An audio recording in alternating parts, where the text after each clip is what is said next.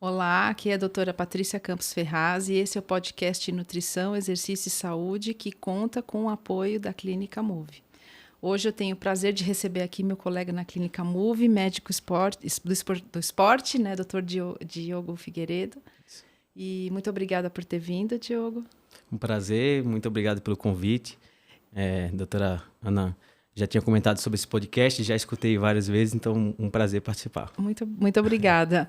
E hoje o tema é muito legal, a gente vai falar um pouquinho sobre o uso de carboidratos nos suplementos esportivos e no esporte em geral. Então a gente vai aproveitar o conhecimento do Dr. Diogo, que já é um médico do esporte, já está atendendo aí bastante gente com isso, e explorar um pouquinho tudo que ele sabe para dar a melhor orientação para vocês que estão nos assistindo. Então, eu queria que você contasse um pouquinho para a gente quais são os principais carboidratos que estão presentes nos suplementos esportivos em geral, assim. Perfeito. Sempre é uma pergunta, né, que a gente tem na consulta, é algo que gera muitas dúvidas nos pacientes, né? E a gente tem que explicar que basicamente existem alguns carboidratos que são importantes para o processo de suplementação no esporte. Então, existe a glicose, né, que é o carboidrato mais simples que a gente tem ali para fazer a transformação de energia para o nosso exercício, né? Existe a frutose também, que é outro carboidrato que também é um carboidrato muito simples. Existe também a destrose, que é tipo a glicose, porém é uma forma estrutural diferente, é porque é uma coisa química, na verdade, mas é semelhante à glicose. E existe também outros carboidratos que têm uma absorção um pouquinho mais demorada, um pouquinho mais prolongada, como o oximase, a palatinose e a maltodextrina, que também é outro tipo de carboidrato. Certo. E a gente vê nos suplementos esportivos, por exemplo, um corredor. Eu trabalho muito com corredores, triatletas, ciclistas, e as recomendações atuais são de que se um exercício é prolongado, acima de 1 hora, já demanda uma suplementação de carboidratos. E aí, quando a gente vai oferecer as opções, né, que tem no mercado, a gente tem, assim, géis, que os corredores gostam muito, os ciclistas também, porque eles são muito práticos, e os pozinhos para diluir na água. Aí, quando a gente vai olhar o gel pode ter vários tipos de carboidrato, né? E então, o gel pode ser de glicose, frutose, maltodestrina. Tem gente que gosta de usar palatinose separado. Como que você orienta seus pacientes a usar esse tipo de carbo? Uma coisa que se muitos atletas reclamam é que quando eles vão usar esses géis, eles reclamam um pouco de desconforto intestinal, né? Então eles vão tomar e fica sentindo aquela dor, às vezes pode até dar diarreia, né? Então eles acabam querendo soluções para esse processo, né? Para esse problema.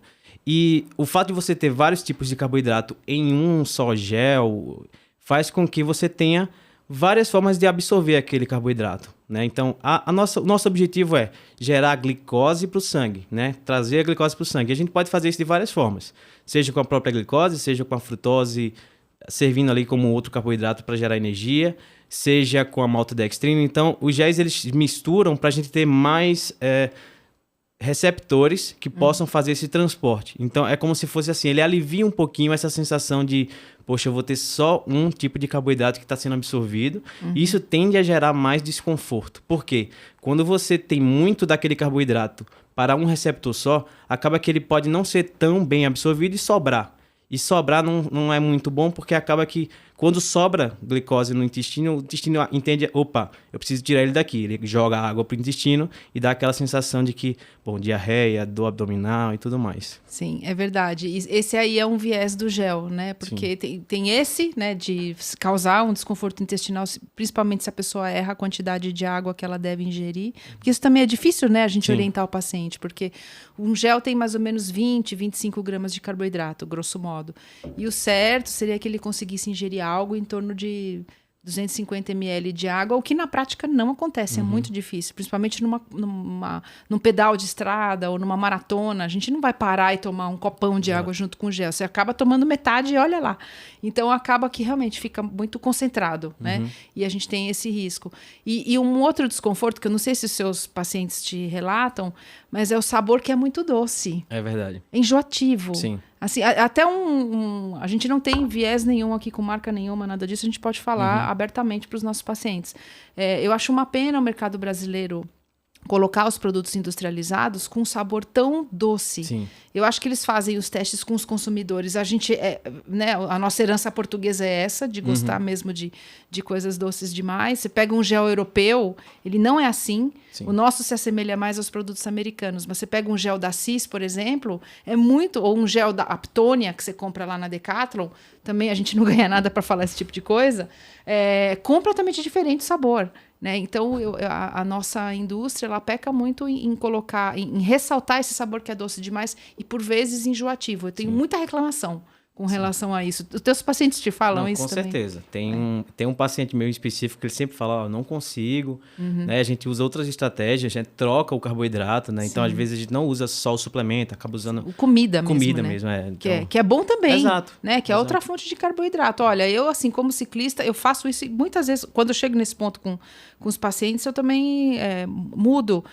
Dá pra gente usar a paçoquinha. Sim. Paçoquinha é super legal, porque assim, tem um pouco de sal, tem açúcar, mas tem um pouco de sal, tem um pouco de gordurinha lá do amendoim, mas no fim aquilo dá uma mistura de um índice glicêmico um pouquinho mais leve, que acaba sendo interessante para a gente usar. Torrone, já tive essa experiência de levar, por exemplo, pedaços de torrone pequenos, eles vão amolecendo com calor, então até dá para mastigar, e o torrone é clara de ovo com açúcar, né? Sim. E um pouquinho de amendoim, então... E não sei a sua experiência como é que é, mas se você põe um pouquinho de proteína no meio desse carboidrato todo, parece que vai melhor. E tem artigo mostrando isso, né? É interessante, a gente, porque assim, a gente está atrás da bancada. E o paciente do outro lado, a gente tem que pensar assim, poxa, como é que na hora ele vai usar esse carboidrato? É muito fácil a gente calcular, né, e dizer assim, você precisa de tanto e vai lá. Não é assim, você tem que pensar no momento, né? Como é que ele vai abrir isso? Como é que ele vai comer? Pô, o triatlo são 3 modalidades, então você tem que entender como é que... É complicado, muito. Tem que pensar como é que vai ser na bicicleta, como é que vai ser correndo, então tem todo esse processo. Sim, é verdade. Então, na corrida, assim, eu acho que o pessoal fica mais restrito com essa história do gel, porque é muito mais fácil colocar no shortinho ou no cintinho e tal. No pedal, eu acho que o ciclista tem um pouquinho mais de espaço nas camisetas, né, nos bolsinhos da jersey e tal. E agora, na natação não tem muito o que fazer. Complicado. É antes e depois e acabou. Durante, né, a natação de um Ironman é complicadíssimo, né, que é 3,8 km, se eu não me engano. E, então, a gente tem que botar tudo isso na estratégia, né? Mas existe também essa modalidade de pó que você pode diluir em água e levar numa garrafinha, que isso para os ciclistas faz muito sentido, já que eles pedalam com as garrafas na bike, né? Sim. Você tem algum carboidrato que você goste mais, assim, numa situação dessa? Tem assim... Como a gente precisa de uma energia de rápida absorção ali, né? Então a gente precisa trazer a glicose rápido para o sangue, a gente precisa desses que tem uma absorção um pouquinho mais rápida. Então, geralmente a gente tende a usar dextrose ou a maltodextrose. A maltodextrose tem uma absorção um pouquinho mais lenta que a dextrose. Sim. Porque a dextrose ela já vem com a glicose. Aí a glicose já vai ser absorvida. Já a maltodextrose ela tem uma mistura ali, né? Mas a gente vê que a absorção já é um pouco mais rápida também. É diferente de outros carboidratos. A gente evita, às vezes, alguns carboidratos que têm uma absorção um pouco mais lenta para certo tipo de competições que são mais curtas. Sim. Não são tão curtas quanto menos de 1 hora, mas, por exemplo, durante 1 a 3 horas, por exemplo. Sim. Então, geralmente a gente tende a usar pó, a dextrose e a maltodextrose. Então, olha, você falou uma coisa que eu concordo plenamente. Eu faço mountain bike, eu sou ciclista, mas o meu foco é mountain bike e prova curta hoje, até 2 horas, não muito mais do que isso. E eu não posso com palatinose. A palatinose me arrebenta.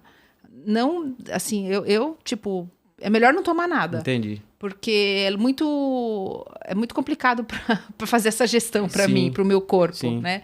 Então, eu já percebi, assim, que eu me dou bem com os géis, mas eu preciso levar coisas sólidas. E essa experiência eu também acabo transpassando, né, para os pacientes. E, então, e até ressalto isso porque a palatinose está bem na moda, as pessoas falam muito de palatinose e tal. Sinceramente, eu acho que tem coisa melhor. Também acho. Né? Às vezes, sabe é lento demais para mim. Se você for pesquisar assim, valores, né? Você coloca a palatinose, tem o oximase também, você vê que a palatinose ela tende a ser mais cara. Sim. E a gente, como usuário, como a pessoa que vai comprar, às vezes a gente tende a pensar o mais caro é melhor. É exatamente isso. Ah, não, isso aqui tá mais caro, acho que deve ser melhor, não sei o quê. Mas, na verdade, não, nem sempre é assim. Né? A gente consegue substituir a palatinose por o oximase, que é mais barato, por exemplo. né? E é um outro tipo de carboidrato, mas assim, tem basicamente a mesma função, né? A palatinose parece, assim, tem uma associação de vir do mel, da cana-de-açúcar, até às vezes da beterraba você pode conseguir, né? E tem uma absorção um pouquinho de moderado para lento, né? E o oximase também, não? Elas têm a mesma função. Então, assim, não tem uma fórmula mágica. Você mesmo falou, poxa, eu não me dou muito bem. Né? Tem paciente que também, tem um paciente que não se dá bem com dextrose. Ele usa, ele fala que ele fica com muita acne. Né? Assim, existe associação... é um reporte que eu acho que não é muito comum, engraçado até, né? Tentei até ver se tinha outras causas, assim, mas conversando com dermatologistas para entender assim, se existe alguma associação, se fala muito de que produtos muito açucarados podem aumentar a acne. Então, possível que ele tenha já um quadro genético que esteja associado a isso. Né? Então, para ele, a gente precisa mudar. Né? Tem que ser diferente. Então, não tem uma fórmula, né? É caso a caso. Isso que você falou, né? Aí a questão do olho do profissional, do bom profissional, que vai adequar o conhecimento técnico à realidade de cada paciente, à individualidade biológica de cada paciente, né? Sim. Por isso que a gente tem que contar, assim, com um profissional de confiança, né? E... assim, quando a gente fala de recomendação de carboidrato por hora de treino, você gostaria de falar alguma coisa sobre isso? Assim? Tranquilo. A gente tende a... assim, exercícios que duram até 1 hora, exercícios de endurance, né? Então, corrida, natação, bike, que vai durar até 1 hora, a gente tende a não fazer a reposição de carboidrato. Existem estudos que falam sobre a questão do mascar, de goma, enfim, você sentir o sabor e isso sinalizar para o seu cérebro que a sua percepção de esforço ela pode diminuir. Mas não é uma ingestão. É o bochecho de carboidrato. Isso, é o bochecho, exato. E aí, a partir de 1 hora, né, entre 1 a 3 horas, a gente tende a fazer 30 a 60 gramas por hora de carboidrato puro. Então, quando eu falo isso para os pacientes, eles ficam, poxa, mas é 30 gramas de gel? Não, é 30 gramas de carboidrato. Né, que é diferente, né? Cada, 30 gramas de gel vem 20 gramas de carboidrato. Então a gente tem que explicar isso é importante falar, porque tem água ali. Exato. E a água não entra nessa conta. Exato. E é difícil para eles entenderem, Exatamente. né? Isso e aí tem que explicar isso também, né? Mas assim, entre 1 a 3 horas a gente fica nesse range, né? nesse intervalo. E entre a partir de 3 horas, e estudos falam a partir de 2 horas e meia, mas isso varia, né? Certo. A partir de 3 horas a gente tende a fazer 60 a 90 gramas por hora. Aí que a porca torce o rabo. Aí é complicado. Porque, assim, os estudos, eles sempre falam que, assim, aumentam os sintomas intestinais de dor, de diarreia, quando a concentração ela fica muito mais alta, acima de 8%, às vezes acima de 12%. E é difícil você fazer por exemplo, para bike, você fazer uma garrafa que ela fique pouco concentrada quando você vai fazer, tipo assim, um Ironman, por exemplo. Sim. Então, é uma coisa que é um tato da gente que está ali atrás ali no consultório para poder manejar isso. Vamos ver, vamos colocar mais água aqui, vamos tentar. Ou então você vai tomar e toda vez que você tomar, você vai colocar um gole d'água também. Enfim, você tem que diluir, porque senão... No fim, o que eu acabo fazendo com os pacientes é assim, na bike dá para comer. Perfeito. Aí é a hora que aí a gente coloca os sanduichinhos, vai colocando os lanchinhos, e aí a gente aproveitar os treinos longos durante o cronograma de treino para ver qual a estratégia que funciona melhor, porque no dia tudo tem que estar perfeitamente engrenado, assim, você já tem que estar com todas as reações conhecidas naquele dia, né? Mas assim, o Iron, eu já atendi bastante paciente que fez Iron, é muito desafiador nesse aspecto, né? Então a bike, na corrida não tem muito o que fazer, natação muito menos, mas na corrida a gente assim, a gente tem que se virar com o gel e com o que a prova oferece no percurso, mas aí na bike dá para inovar, vamos dizer assim, né? Aí a gente coloca os lanchinhos e tem gente que gosta de bisnaguinha com romos, tem gente que gosta de bisnaguinha com pasta de ricota, com Nutella, aí eu sou bem flexível, com geleia, aí vamos, né, com queijo, vamos ver o que a pessoa gosta, né? O que ela suporta. E isso continua valendo, assim, nos dias de hoje. Até porque, para o Iron, você tem um gasto energético aí de mais ou menos 8.000 calorias. É muita coisa, né? Para comer 8.000 calorias... Você já pensou? E é muito difícil manejar isso, né? Só com comida. Então, tem que tentar fazer um estoque um carboloading alguns dias Sim. antes, porque é muito provável que no dia mesmo você não consiga comer tudo que Sim, você sim. realmente precisa, né? Perfeito. E é um impacto enorme para o organismo. Acho que se na maratona o organismo fica aí um mês alterado, eu acho que para um Ironman você deve ficar 2 ou 3 meses num impacto metabólico Com muito certeza. particular, depois de um estresse desse, Com né? certeza. Eu sempre falo assim para os meus pacientes, olha, e aí eu tô na frente de um nutricionista, não tem como também não falar isso. Você tem que ter um nutricionista, porque assim, é tudo muito bem calculado, né? Não é só o intraprova, é o pré-prova. Como é que vai ser? Como é que está sendo sua alimentação, sua quantidade de carboidratos por dia, né? Porque você tem que chegar com aquele estoque, né? Óbvio que durante a prova você vai ter que ficar repondo, mas é uma reposição daquilo que você vai usar. Mas também tem o que você tem que ter no fígado e nos músculos, né? Sim. Que é o glicogênio. Sim. Então, tem que ter um acompanhamento nutricional, não tem como. E esse carboloading é fundamental. E no meio disso, a gente pega, por exemplo, atletas que têm muito medo de engordar, medo de comer, Sim. que fazem as atividades de endurance, mas têm muita dificuldade de lidar com toda essa quantidade de carboidrato por esse medo, e é um desafio a mais. Sim. Então, até a gente já teve episódios passados, o episódio, pouco tempo atrás, foi da Mari, né, que veio aqui falar sobre RED-S, e você imagina um paciente que tem RED-S, que tem um comer transtornado, que vai fazer uma prova de Iron ou de maratona, não é incomum. Exato. E aí a gente tem que lidar com esse desafio, que é vencer o medo da pessoa comer tudo que ela precisa para ter a performance, o desempenho que ela deseja, né? E é um desafio a mais. Bom, então a gente está chegando no final assim desse episódio.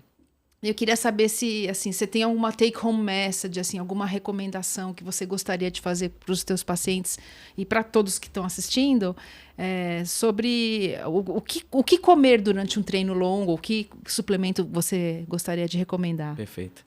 Acho que primeiro parar de escutar um pouco algumas pessoas da internet.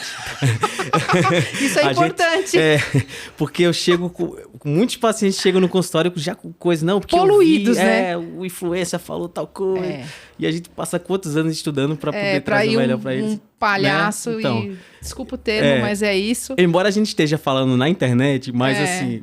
Mas tem que filtrar. Tem que filtrar. Então, tentar pegar informações mais concretas, né? Parar de escutar também, meu colega usa, o seu colega tem um peso diferente, né? Tem uma genética diferente, às vezes faz um esporte diferente, enfim. Eu acho que tentar escutar mais as pessoas, os profissionais que estão para te ajudar, né?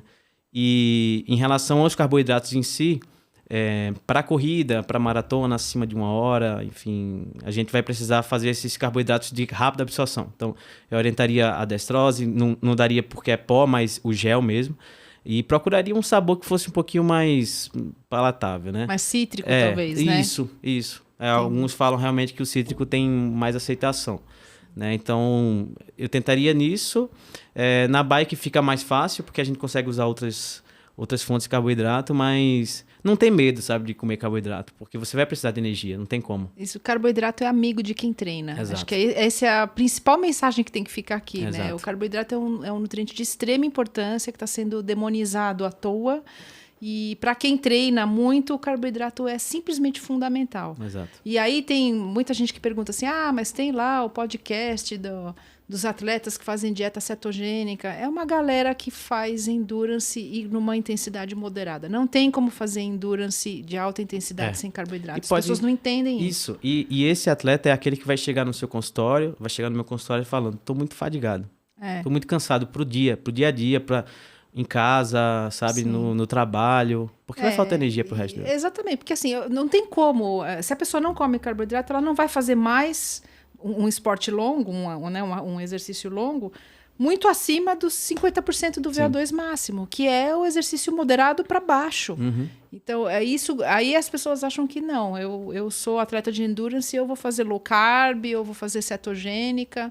Calma, depende do nível que você quer desempenhar. Se você quer performance, desempenho, bater tempo e competir, é outra história. Exato. Então, muito obrigada, Diogo, pela sua participação. Muito obrigada pela Clínica Move, pelo apoio. Muito obrigada a vocês que estão nos assistindo no YouTube, no Spotify, nos diferentes agregadores de podcast. E até o próximo episódio. Até mais.